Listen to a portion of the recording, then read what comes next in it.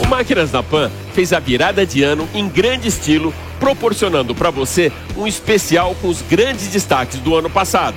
Iniciamos com as hipermáquinas na última semana de 2021, abrimos o champanhe da virada de ano com os carrões do cinema, com vitórias de Ayrton Senna e até mesmo com os carros de Bond, James Bond.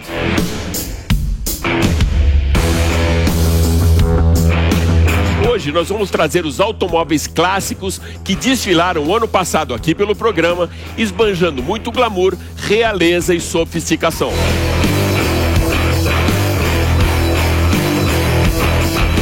Em 2022, prestamos uma homenagem também à Rainha Elizabeth II, que deixou o trono do Reino Unido para fazer parte da história mundial como monarca, mas também como uma aficionada por automóveis. Nós vamos relembrar aqui a história da princesa automotiva, que antes de se tornar rainha, teve uma passagem por um regimento britânico durante a Segunda Guerra Mundial como mecânica e motorista de caminhões.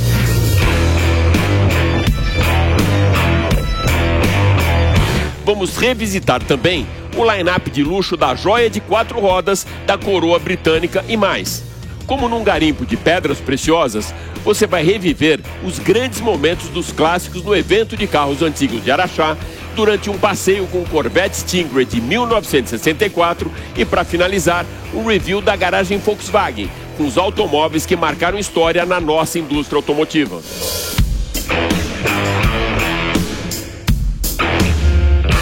Eu sou Alex Rufo e tudo isso e muito mais você vai acompanhar comigo nesses próximos 30 minutos aqui no Máquinas na Pan. Lembrando que agora você pode assistir o nosso programa também pela TV Jovem Pan News e pelas plataformas digitais da Jovem Pan. Então se ajeita bem aí no cockpit e aperte o cinto, porque o Máquinas na Pan dessa semana está só começando.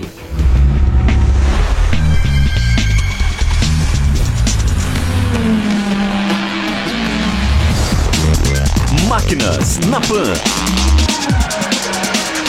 Para darmos a largada no nosso especial terceira parte dos melhores momentos de 2022, a Sua Majestade Rainha Elizabeth II. Apaixonada por automóveis, a trajetória da rainha no mundo dos motores começou em 1944, aos 18 anos, quando se alistou no Exército Britânico para exercer as funções de mecânica automotiva e motorista de caminhões. O Regimento de Apoio Terrestre do Exército contava com serviço de enfermagem, administração, cozinha, rádio, comunicação, departamento dos batalhões oferecidos para as mulheres solteiras entre 18 e 30 anos de idade. A princesa Elizabeth acabou escolhendo colocar a mão na graxa para se graduar como mecânica de automóveis e mais tarde motorista de caminhões durante a Segunda Guerra Mundial. Entrou no exército como suboficial e saiu como capitã de regimento automotivo, condecorada como coronel honorária do Exército Britânico. A partir da experiência bélica, os automóveis passaram a fazer parte da vida de Lilibet, que colecionou carros, ícones da indústria inglesa. O automóvel favorito da monarca era o Land Rover 110 TDS. Equipado com motor V8 de 4,2 litros e 120 cavalos, era o predileto da rainha, que além de colecionar carros, fazia frequentes visitas às fábricas de automóveis para entender melhor a mecânica de motores e os carros que ela mesma fazia questão de conduzir. Ainda na linha de utilitários e mostrando a sua habilidade ao volante, conduziu o Range Rover Laudlet ao completar 96 anos de idade, do Palácio de Buckingham até o Castelo de Windsor, a 40 km de Londres. O Range Rover, recomendado pelo seu filho, o Príncipe Charles, é um híbrido de 335 cavalos na terceira geração do modelo lançado em 2001. Uma curiosidade, no meio do capô, ostenta uma pequena estatueta de um labrador com fazão na boca, sinalizando o costume da caça esportiva pelos nobres ingleses. Uma das marcas mais reconhecidas pelo luxo, tradição e prestígio não poderia ficar de fora da nossa lista, o Rolls-Royce. O modelo Phantom 4 Estate, fabricado em 1955 e com produção de apenas 18 exemplares, foi restrito a chefes de estado, equipado com motor de 5,7 litros, 8 cilindros em linha, extremamente exclusivo. Foi o mesmo Rolls-Royce utilizado pelo Príncipe Harry e Meghan Markle na cerimônia de casamento em maio de 2018 e conduzido pela própria rainha durante as comemorações pelo Jubileu de Diamante em 2012. O Vauxhall Cresta da Friar Estate, fabricado em 1961, era o carro mais bucólico da monarca inglesa, utilizado para as atividades ao ar livre e no campo. O Cresta tem no seu teto um compartimento para os equipamentos de pesca e proteção para os cães levados aos piqueniques da família real. Para sinalizar o caráter ambientalista do Reino Unido, o Vauxhall foi personalizado com pintura verde. O automóvel mais confortável da rainha foi adquirido da Bentley, com exclusividade de ser o primeiro exemplar que saiu da linha de produção. O Bentley Bentayga é equipado com motor W12 de 12 cilindros, 6.0 TFSI, 680 cavalos de potência e com impressionante torque de 91,7 kgf para levar esse nobre carro inglês de 0 a 100 em apenas 4,1 segundos. O acabamento interno é muito sofisticado, com revestimento em madeira, metais e couro. E para justificar a assinatura de conforto, os bancos contam com 22 posições de ajuste e muita segurança, já que o automóvel detecta obstáculos na estrada através da visão noturna e infravermelho. Durante o século XX, os Rolls-Royce eram os mais utilizados, mas atualmente os Bentleys foram os prediletos da nobreza. O Bentley Estate Limousine foi apresentado para a rainha em 2002 em comemoração aos 50 anos do aniversário de sua ascensão ao trono. Equipado com motor V8 de 6,7 litros e 400 cavalos, interior extremamente luxuoso e confortável, contempla um espaço para 2 damas de companhia. A segurança foi desenvolvida a toda a prova e essa limusine Bentley é blindada, resistente a explosões e pneus à prova de balas com reforço Kevlar. Para fechar a nossa lista dos mais emblemáticos carros do palácio, vem uma história bem curiosa.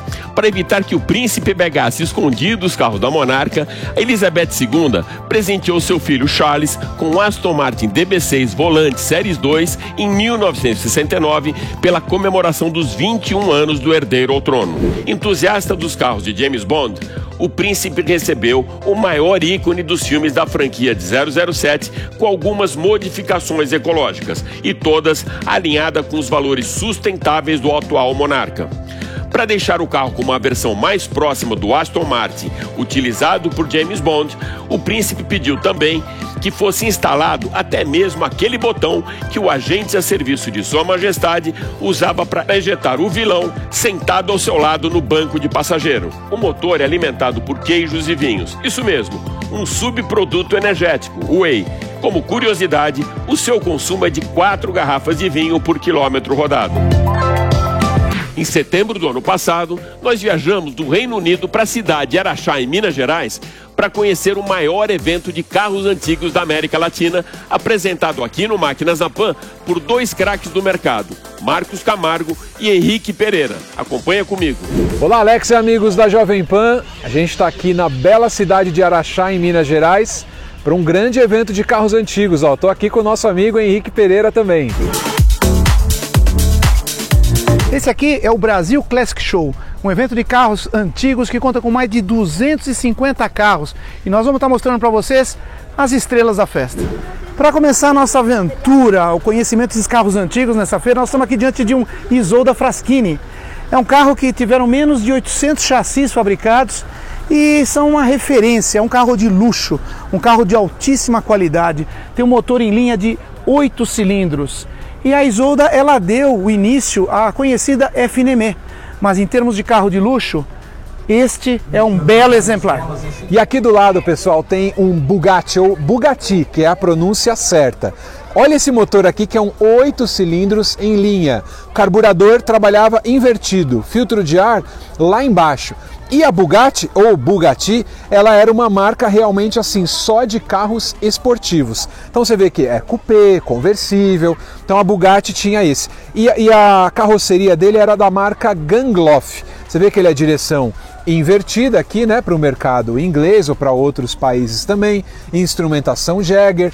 Então um carro muito exclusivo. Aliás, todos os carros que tem aqui no Brasil Classic Show são muito exclusivos e valem uma boa grana. E mais uma joia rara desse evento, esse Rolls Royce 1937, motor V12, único no Brasil, foi trazido por um brasileiro, comprado de um colecionador na Inglaterra, e ele é um dos carros que eu diria mais raros desta feira. O painel, todos os detalhes, os instrumentos precisos, como uma Rolls Royce deve ter.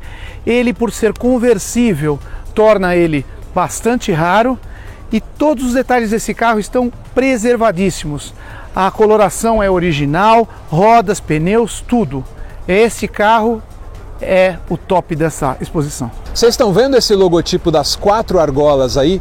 Esse carro é da marca Horsch, de 1904 que começou a história dessa marca, e ela era uma das 4 marcas da Auto Union. A gente conhece hoje a Audi, né? Depois tudo virou Audi, NSU, Horsch, eram os carros dessa época. E esse daqui é uma versão alongada desse carro, né? Maravilhoso também, na cor azul. E tem uma coisa muito curiosa da história desse carro. Esse carro foi encontrado no Rio de Janeiro e ele fazia lotação. E aí ele foi depois totalmente restaurado e está aí brilhando, né, nesse evento de carros antigos, mas um carro com muita história para contar também. Quem conhece a saga do James Bond sabe que carro é esse aqui. É o Aston Martin DB6. Ele é o sucessor do DB5, que era um pouco menor, né? Esse carro é mais alongado do que o DB5, motor 6 cilindros 4.0 e partes da carroceria dele são de alumínio. É muito raro esse carro no Brasil, esse é um exemplar 1966. Essa Mercedes conversível cabriolé é única no mundo. Essa é a famosa 380K Compressor. Já em 1938 você tinha o compressor para fazer o motor ficar mais forte. E todos os detalhes do carro. Aqui em cima do radiador, o que chamamos de Lalique, famílias ricas com muito poder enfeitavam o carro com seus símbolos. E esse é um dos símbolos da época. Auburn, Cord e Duesenberg eram marcas americanas que não existem mais há muito tempo e esses carros estão muito impecáveis aqui no evento. Pessoal, esse aqui é um Fusca, mas não é um Fusca comum. Olha a partida dele. Por manivela, esse é um Fusca 51. Os Fuscas começaram a chegar no Brasil importados da Alemanha em 1950. Veio um lote inicial, foi todo vendido e aí começou uma importação de um carro que faria muito sucesso no Brasil.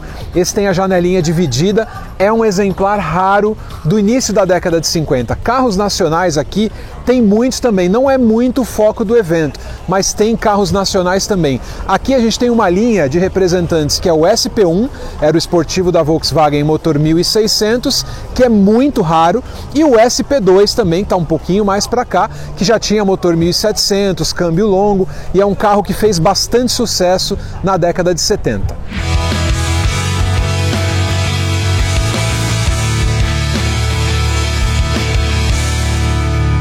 Qual o seu clássico predileto? O meu, você vai conhecer agora. E agora, a gente vai voltar um pouquinho mais no tempo, até 1964, para pegarmos uma carona com o jornalista Renato Belotti, do Corvette Stingray.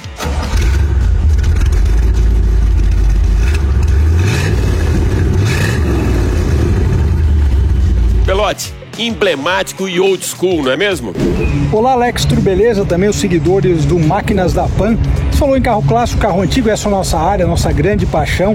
E um dos meus favoritos, depois que eu andei, foi justamente o Corvette Stingray 1964. Nessa matéria vocês vão ver que esse modelo é bem interessante, porque ele é a segunda geração do Corvette. E essa mudança foi revolucionária, porque acabou trazendo novos elementos de design, enfim. Até hoje o Stingray é um carro estudado nas escolas de design por conta disso. Então, fivela o cinto e confere aí, principalmente o estilo e, claro, o ronco do V8.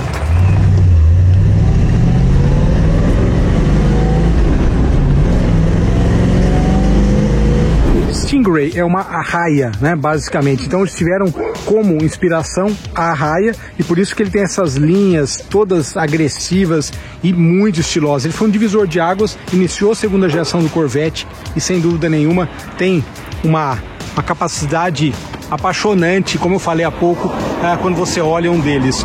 Primeiro destaque, faróis escamoteáveis e aqui também esse símbolo do Corvette. Olha só o ângulo que dá quando você olha de frente. Seguindo por aqui, a gente andou no 63 há muito tempo atrás, né, o Stingray com vidro bipartido.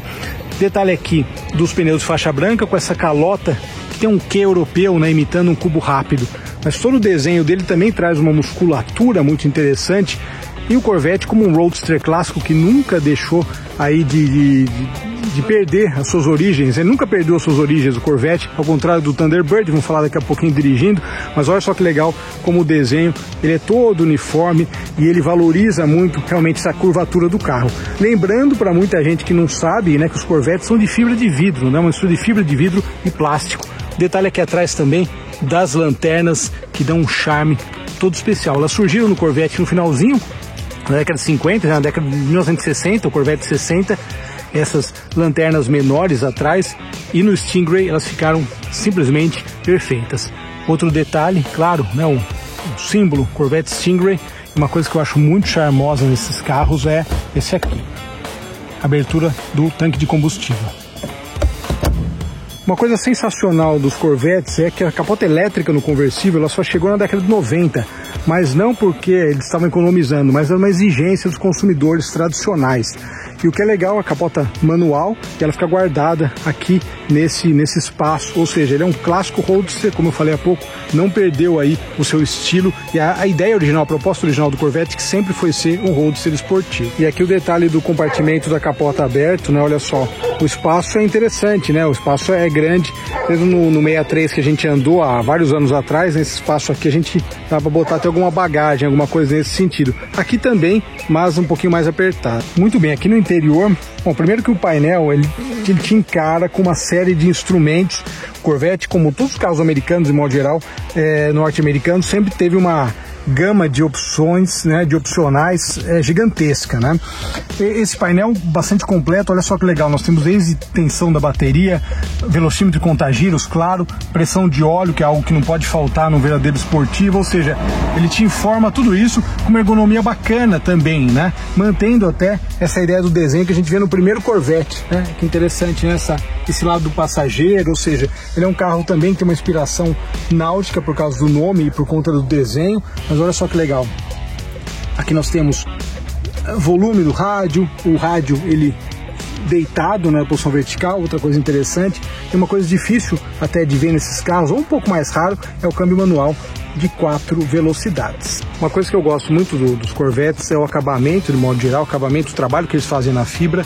E aqui o motor, o famoso 327 V8, que é um motor, é um small block, mas é um motor que podia ter potências diferentes, quadrijet e várias outras coisas, aumentando a potência até uns 365 cavalos. Corvette, toda vez que eu ando num Corvette, tenho a possibilidade de dirigir um Corvette, eu fico muito feliz, porque ele é o carro esportivo norte-americano, ou seja, ele é aquele carro do consumidor médio, né, do americano médio, poder ter um carro com desempenho diferenciado, poder ter um carro com estilo sensacional. E essa é a proposta do Corvette desde lá do início. A gente sabe que os carros dos Estados Unidos sempre foram muito grandes e o Corvette mudou isso, né? Pós Segunda Guerra já veio aquele espírito dos roadsters europeus e o Corvette ele veio justamente para conquistar e mostrar, na verdade, né? No início foi uma aposta, né? que um carro dos Estados Unidos também podia ser pequeno, ter 2 lugares e ser muito divertido. E basicamente o Corvette ele reúne essas 3 coisas até agora, que é a 8ª geração.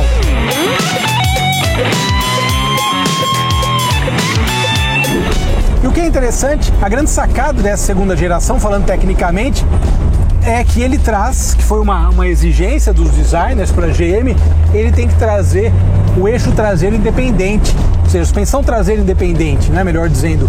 Ou seja, isso revolucionou o comportamento dinâmico e botou o Corvette, com o passar dos anos, foi se desenvolvendo e tal, como um dos esportivos mais legais. E claro, com o puro estilo norte-americano, né? Ou seja, quem gosta de carro americano sabe do que eu estou falando. Curtir um dia de sol com som de V8 no ouvido, isso é simplesmente sensacional. É isso aí, obrigado pela audiência, vou dar mais uma voltinha aqui e logicamente o tempo está até abrindo, olha que beleza. A gente se fala na próxima matéria, um abraço. Em 2022, nós viajamos mais uma vez na máquina do tempo, lá para os anos 60, 70, junto com o infiltrado Marcos Camargo, para conhecermos juntos um acervo que nos remete ao início da indústria automotiva no Brasil. Em 1957, a Volkswagen começou a produção da Kombi e depois do Fusca em 1959. E ao longo de vários anos, carros da marca passaram pela garagem dos brasileiros. Agora, a marca reúne alguns desses ícones da indústria automotiva na garagem Volkswagen Fase 2, onde apresentou vários modelos clássicos na fábrica de São Bernardo do Campo. Essa mostra não está aberta ao público, mas o nosso infiltrado Marcos Camargo, do portal R7 e do Auto Show, esteve lá e preparou uma matéria muito exclusiva para o Máquinas na Pan. Acompanhe. Olá, Alex e amigos da Jovem Pan. Hoje a gente vai fazer uma viagem no tempo e conhecer um dos maiores acervos de carros antigos de uma montadora no Brasil, que é o projeto Garagem Volkswagen. É um acervo com 36 carros, e eles têm mais carros antigos lá, e eu fui convidado para conhecer com exclusividade. Eu vou trazer para vocês nessa matéria aqui no Máquinas na Pan. Bom, sem mais delongas, a gente está aqui na garagem Volkswagen Fase 2. É um acervo de carros muito raros da Volks. Muitos são 0 km, nunca saíram aqui da fábrica e eles tiraram da linha de produção para poder fazer mostras como essa. Então é um espaço bem grande, não está aberto ao público, é mais para clubes, colecionadores, é uma mostra, uma coleção privada da Volkswagen aqui na fábrica de São Bernardo, aqui na Via Anchieta. Mas não adianta você bater lá no portão porque está fechado, não é um museu, não é um acervo aberto à visitação. Eu vou mostrar para vocês um pouco do que eles têm aqui, mas eles têm outros carros que não fazem parte aqui do acervo. Na informação que eu tenho são quase 100 carros e aqui tem 36. Então tem muita coisa ainda por aí e eu vou mostrar algumas para vocês. Um dos exemplares icônicos aí da garagem, com certeza, é a Kombi. É uma Kombi luxo, essa daqui da década de 60, e ela foi restaurada com a supervisão de um ex-presidente da Volkswagen, que era o Thomas Tschmal. Ele gostava muito, tinha uma história com esse carro. Ela tem alguns pequenos detalhes não originais, né? O vidro Safari não era original, mas a Kombi na cor, nos detalhes, ela é uma Kombi luxo muito bem preservada. Vou abrir aqui para vocês verem, ó. Vocês podem acompanhar aqui, ó.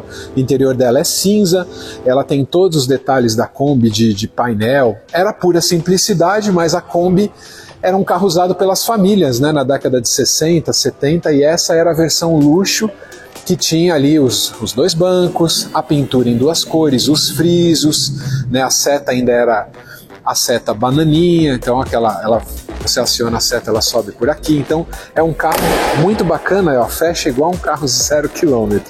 Aqui do lado a gente tem o 1600 4 portas. Esse carro ele foi desenvolvido, né, para diferenciar um pouco do Fusca, né, na época da Volkswagen. Foi apresentado no Salão do Automóvel de 1968 e ele durou pouco. Ele foi modelo 69 até 71. Era um sedã pequeno, fez muito sucesso como táxi, né, no Brasil, aqui em São Paulo e no Rio de Janeiro. Ó, painel jacarandá, todo diferenciado na parte interna, e era um sedã curto com o motor traseiro do Fusca. e era um projeto que a Volkswagen da Alemanha tinha abandonado no início dos anos 60, e no final dos anos 60 a matriz aqui, a filial brasileira, acabou recuperando esse projeto e lançou aqui como 1600 4 portas. Ó. A porta pequenininha, mas facilitava o acesso, né? Então ele fez sucesso como carro de praça e ganhou o apelido de Zé do Caixão. Aqui a gente tem também o TL. O TL, assim como o 1600, eles eram os novos projetos da Volkswagen. Aqui era um perfil familiar e aqui era um carro mais estilo esportivo, um fastback, né? A traseira dele esportiva, tinha 2 portas, mas também teve o TL 4 portas, que é muito mais raro ainda. Então, assim, basicamente o motor, né, 1600 traseiro, que era o motor do Fusca, só que com uma roupagem diferente, um acabamento diferente. Ó, o painel jacarandá era um painel um pouco melhor, acabamento, né, com os bancos ali de perfil gomado, então eram carros diferentes, não eram carros completos na época, não tinha, mas a Volks estava se diferenciando.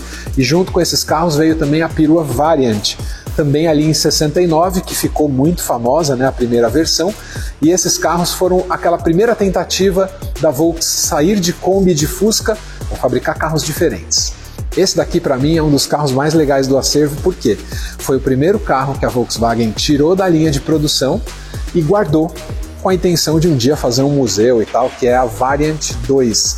Ela foi apresentada em 78, ela tinha muitas linhas, né, derivadas ali da Brasília, mas ela era maior, a suspensão dianteira era independente, o painel também era maior e o conforto desse carro era muito maior, muito melhor do que o da Brasília, né? Ó, vou abrir aqui, ó, os detalhes. Esse carro, então, foi o primeiro que eles tiraram da linha de produção. Ele tem 309 quilômetros, eles tiraram da linha de produção para poder guardar no acervo. E do lado a gente tem ali a Brasília, que é uma Brasília LS, que deve ser do último ano de produção, né, 1982. A Brasília foi totalmente desenvolvida no Brasil, tinha um nome brasileiro e foi um sucesso de vendas. Essa cor metálica, ela tinha um painel bem completo ali na década de 80, também foi tirada da linha de produção. Este carro tem 460 quilômetros, né, ó, o painel dela como era diferente. O volante, que era o mesmo volante usado no Gol, encosto de cabeça, então essa era a Brasília LS, ó, tinha esse embleminha aqui, ó, na traseira, escrito LS. Era a versão mais completa, tinha desembaçador e tal, mas não tinha ar-condicionado, não tinha direção hidráulica. E aqui do lado a gente tem o Volkswagen SP1.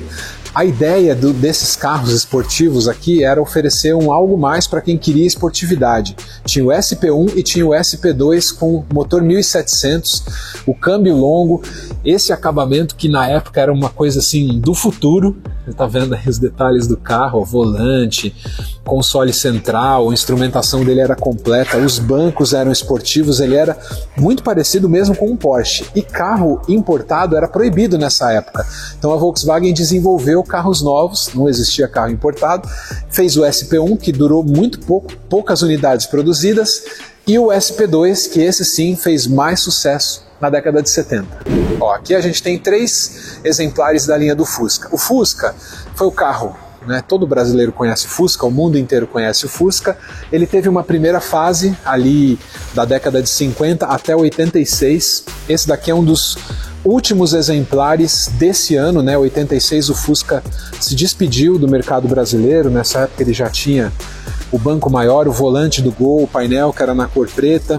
Ele teve várias séries especiais, como teve o Fusca Série Love ali dos anos 80. Ele saiu de linha a primeira vez em 86, mas ele ia voltar depois com esse carro aqui, que era o Fusca Itamar. O Fusca Itamar, ele era um pedido do nosso ex-presidente, o Itamar Franco, que ele queria ver um carro, né, um carro do povo de novo sendo feito aqui no Brasil, e aí lançaram o Fusca Itamar em 93. Esse carro aqui, que tem exatamente 326 quilômetros, ele participou do evento de lançamento do Fusca Itamar. O presidente, né, na época, andou nesse carro aqui na fábrica. E uma curiosidade, né, ele durou 3 anos, né, ele foi de 93, um pouquinho mais, até 96, depois saiu definitivamente, teve o Série Ouro, e ali tem um Fusca Cabriolet, que era uma versão customizada pela Sulan, sem a capota, né, com um banco especial, várias coisas, e esse carro foi dado de presente para o ex-presidente Itamar. Só que, olha como eram as coisas diferentes. Ele não achou de bom tom ganhar um carro de presente, então ele devolveu esse carro para a Volkswagen, eles guardaram aqui no acervo, mas ele era customizado, modificado pela Sulan também, ó, volante do Gol, instrumento de... tinha também aparelho de som, banco aqui em couro, né? Era um carro bem legal, a capota de muito bom gosto, a roda era diferente. Era um pouco parecido com os Fuscas alemães, né? Que teve também versão conversível, né? E aqui então, esse carro muito raro foi integrado no acervo aqui da fábrica.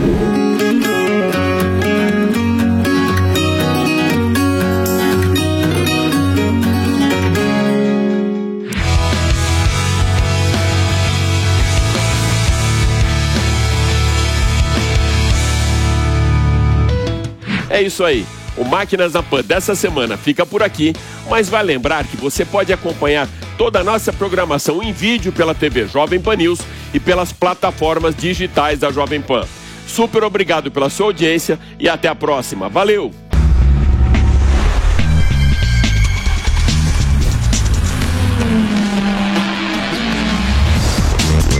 Máquinas na Pan.